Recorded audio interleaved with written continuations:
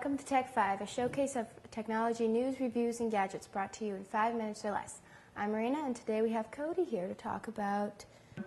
These are multi-rotors for getting video for real estate, for surveying, for getting interesting camera angles, for sporting events, or any first-person bird view that someone wants to get. Are they hard to control or use?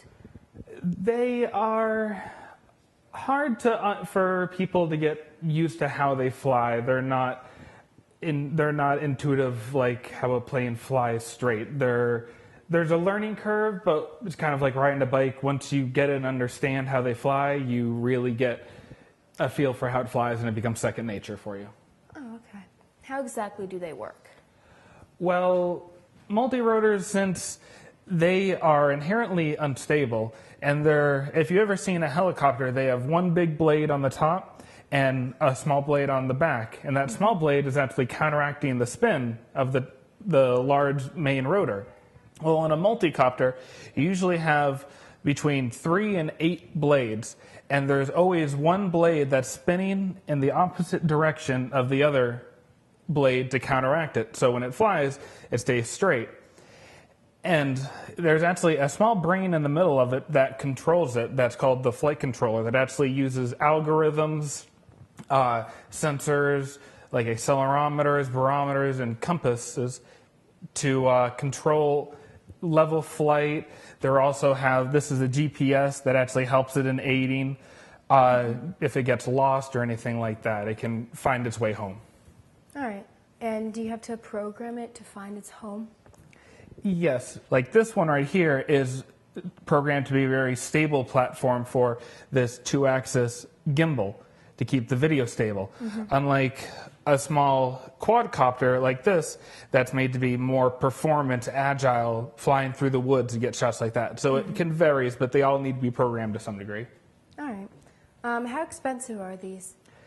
They can range from getting a little $50 toy to something like this that in the end you could end up spending well over $600 just for the basic equipment to get in the air. Right.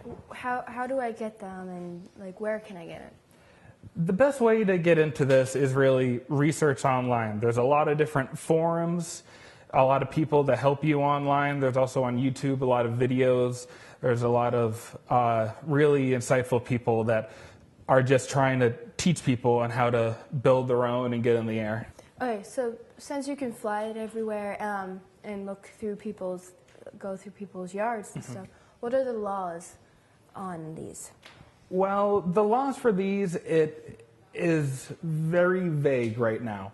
Since this is an actual new technology that's just kind of been around the last couple years, the government's still trying to figure out what kind of laws they can use for this, because it's not like a full-size plane where you have to land it in an airport and it's governed by the FAA.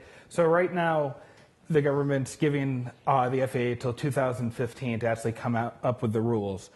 But like I tell a lot of people, with this one, I use this for doing photography for real estate, getting pictures.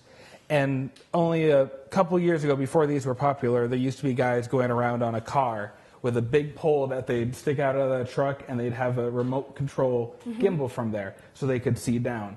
So it doesn't matter when it comes to privacy. You can stand up in a tree and take a picture of someone, or using one of these.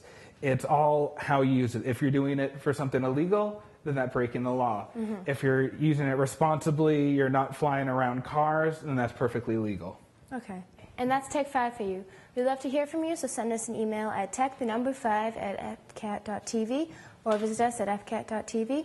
Thank you for watching. Have a good day.